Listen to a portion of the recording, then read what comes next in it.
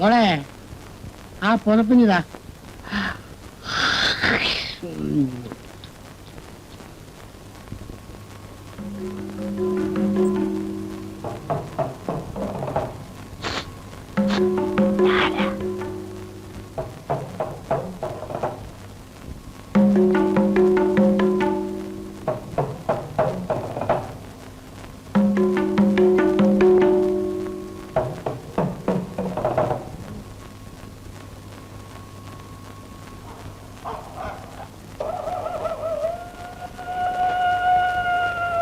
മോളെ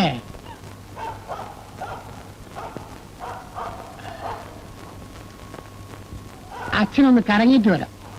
സിമന്റ് എല്ലാം അപ്പുറത്ത് കിടക്കുക. വല്ല കള്ളന്മാരും കയറിയാലോ?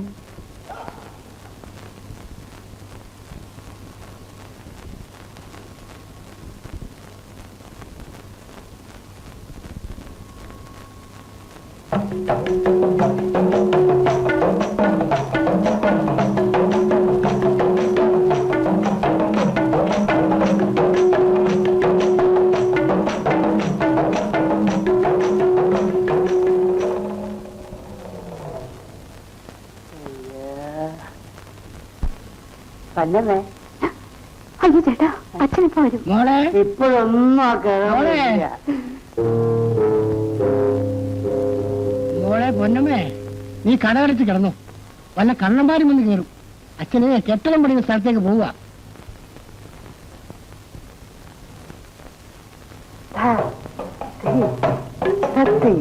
നിന്റെ കണ്ട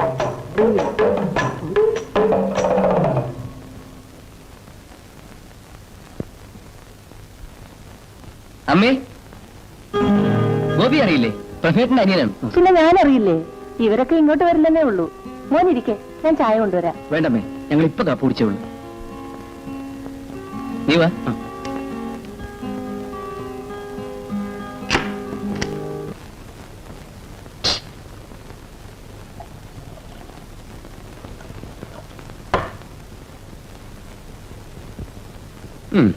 ഇതാ. വേണ്ട, എനിക്കിതൊന്നും ശീലമില്ല. ആഹാ, ശീലിച്ചിട്ടാണോ കുടിക്കുന്നത്? കുടിച്ചിട്ടല്ലേ ശീലിക്കുന്നത്? നീ കുടിക്കേ. പ്ലീസ്, എന്നെ നിർബന്ധിക്കാതെ. നീ എന്തോന്നാടാ ഒരുമാതിരി പെണ്ണുങ്ങളെ പോലെ ഇരുന്ന് മോങ്ങുന്നത്? എടാ, നമ്മുടെ ഈ പ്രായത്തിൽ അല്പസ്വല്പം ഒക്കെ ഇത് വേണം. കുടിയടാ.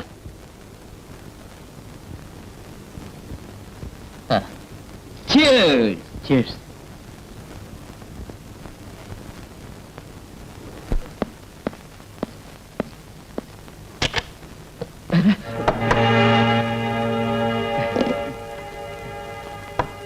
ഗോപി കാര്യം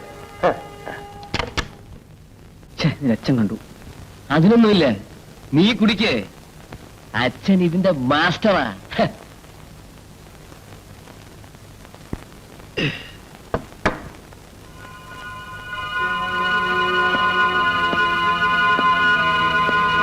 ഗോപി, നിന്നോട് എനിക്കൊരു കാര്യം പറയാനുണ്ട്. എന്താ സാർ? വരൂ, ഞാൻ പുറത്ത് വെയിറ്റ് ചെയ്യാം. കമാൺ.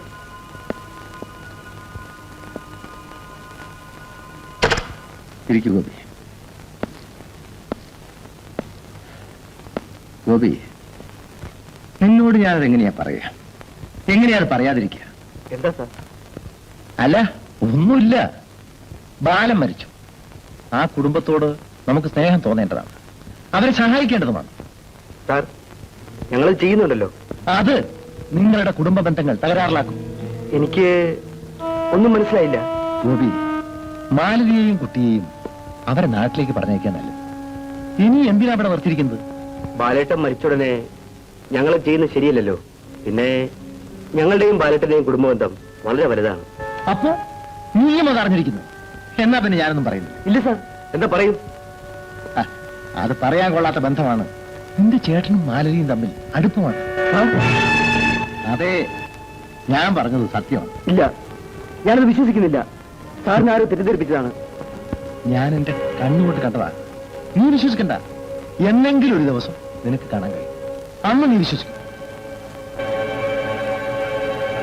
ആ, നാളെ പ്രഭയുടെ സൈറ്റിലേക്ക് സിമന്റ് പോകുന്നുണ്ട്.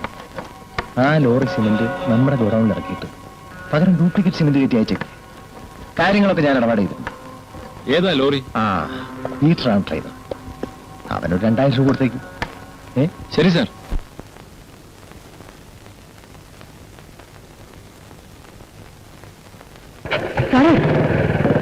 എന്താ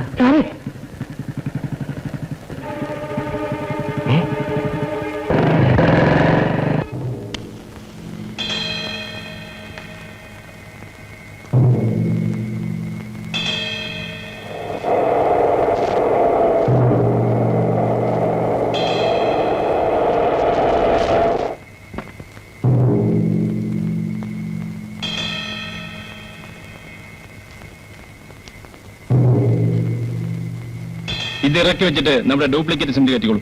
ശരി സാർ.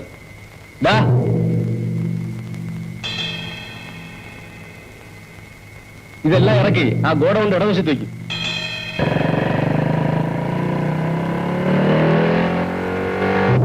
വേഗം പോയില്ലടാ. വരണടാ.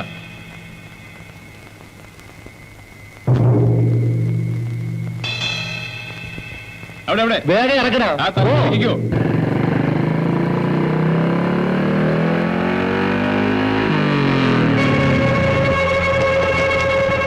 പീറ്ററെ, എന്താ ഇത്? നമ്മുടെ ഗോഡൌണിലല്ലേ സിമെന്റ് ഇറക്കാൻ പറഞ്ഞത്? അത് സാർ, പിന്നെ ആരാടാ ഇവിടെ വെക്കാൻ പറഞ്ഞത്? ജോണി സാറാ പറഞ്ഞത്.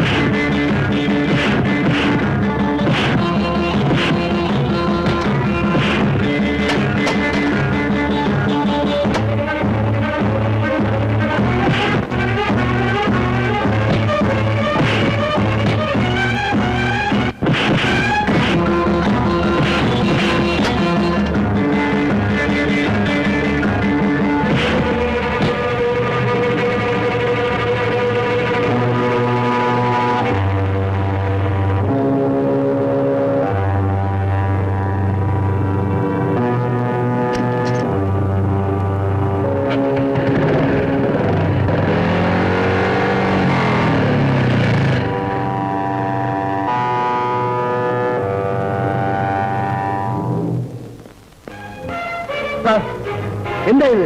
എനിക്കൊന്നും മനസ്സിലാകുന്നില്ല. എന്താ ഗോപി? പെമ്മാരത്തരം കാണിക്കുന്നതിന് അതിലുണ്ട്. പരിചയമുള്ള ആൾക്കാരെയാണ് ചതിക്കുന്നത്. ഗോപി ആരോടാ ദേഷ്യപ്പെട്ടിരിക്കുന്നത്? സമാധാനമായിട്ട് കാര്യം പറയൂ. ആ മരപ്പാലത്തിനടുത്തുള്ള ഗോഡൌൺ സാറിന്റെതല്ലേ? അതെ. ഞങ്ങളുടെ ഒരു ലോഡ് സിമെന്റ് നിങ്ങളുടെ ഗോഡൌണിൽ ഇറക്കിയിട്ട് പകരം ഡ്യൂപ്ലിക്കേറ്റ് സിമെന്റ് കയറ്റി. ആര്? നിങ്ങളുടെ ജോണി. അവനോ? എടാ, നീ എന്താ ചെയ്തത്? ഇവരുടെ സിമെന്റ് നമ്മുടെ ഗോഡൌണിൽ ഇറക്കിയിട്ട് പകരം ഡ്യൂപ്ലിക്കേറ്റ് സിമെന്റ് കയറ്റി. അത് സാർ, ഇവരുടേതാണ്, ഞാൻ അറിഞ്ഞില്ല. ആരുടെയാണെങ്കിലും ചെയ്യാൻ കൊള്ളാമോ? നീ എന്റെ കൂടെ വന്നിട്ട് ഇത് ചെയ്യുന്നത് ശരിയാണോ? എനിക്കതിൽ ചീത്ത പേര്. അറിയാതെ സംഭവിച്ചു പോയതാണ് സാർ, ഇനി ഇത് ആവർത്തിക്കത്തില്ല. എടാ, മാപ്പ് പറ. ഗോപി, ഒരു തെറ്റുപറ്റി, എന്നോട് ക്ഷമിക്കണം. ഞങ്ങളോടത് വേണ്ടായിരുന്നു.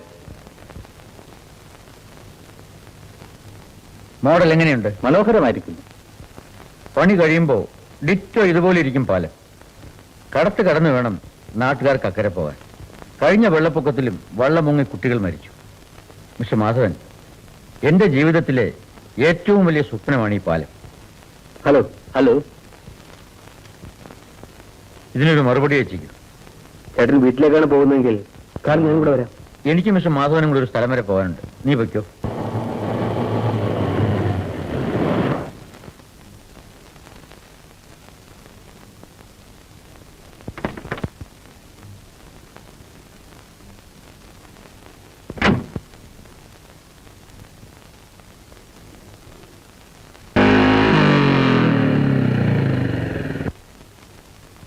ഇതിൽ 1000 രൂപയുണ്ട്. ബാലൻ ചിട്ടീകരണ വകയിൽ കിട്ടാനുള്ളതാ.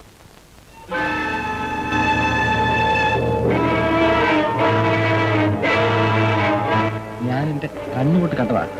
നീ വിശ്വസിക്കണ്ട. എന്നെങ്കിലും ഒരു ദിവസം നിനക്ക് കാണാൻ കഴിയും. അന്ന് നീ വിശ്വസിക്കും.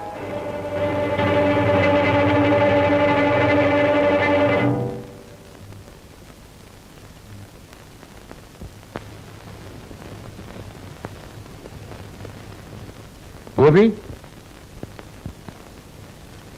നിനക്കെന്താ സുഖമില്ലേ? ഒന്നുമില്ല. നീ എഴുതിയെ കണ്ടോ? ഇല്ല. ആ പാലത്തിന്റെ പണി വേഗം തീർക്കണം. ഞാൻ നിന്നോടാ പറഞ്ഞത്. നാളെ രാവിലെ തന്നെ എഴുതിയെ കണ്ട് ആ ബില്ല് പാസ്സാക്കിക്കണം.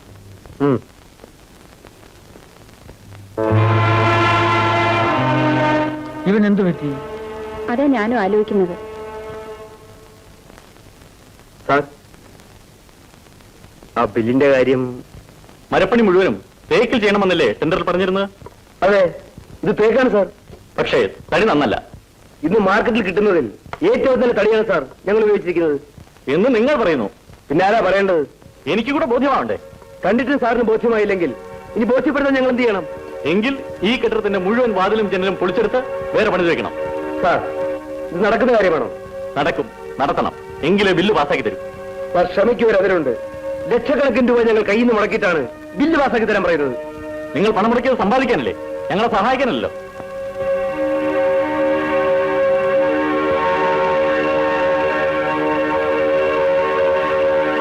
എങ്ങനെ സാറിനോട് പെരുമാറിയോ?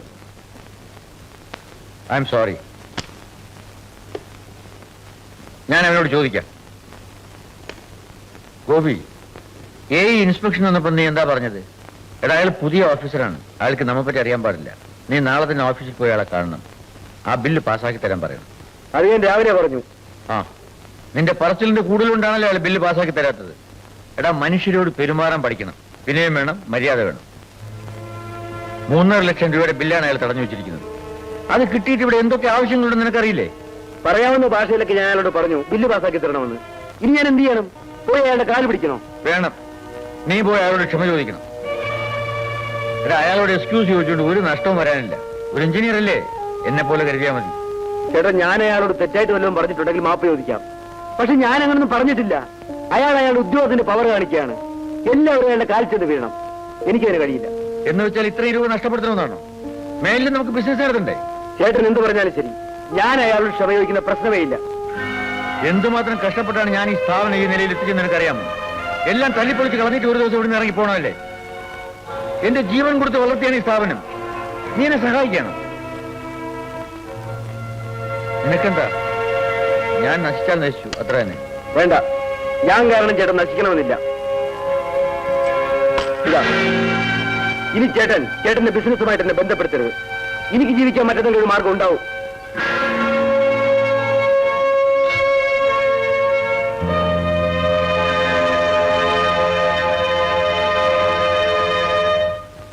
നീ നിന്റെ ചേട്ടനോട് പിണങ്ങി പോകുന്നത് നന്നായില്ല.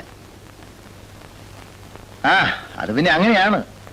ഭാര്യയും കുട്ടികളും ആയാൽ പിന്നെ എല്ലാവരും സ്വന്തം കാര്യം നോക്കും. അങ്ങനെ ചിന്തിക്കും.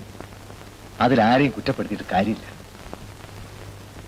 എന്റെ ചേട്ടൻ എന്നോട് ഇങ്ങനെ ആയിരുന്നില്ല. എല്ലാവരും എന്നെങ്കിലും ഒരു ദിവസം ഇങ്ങനെയാവും.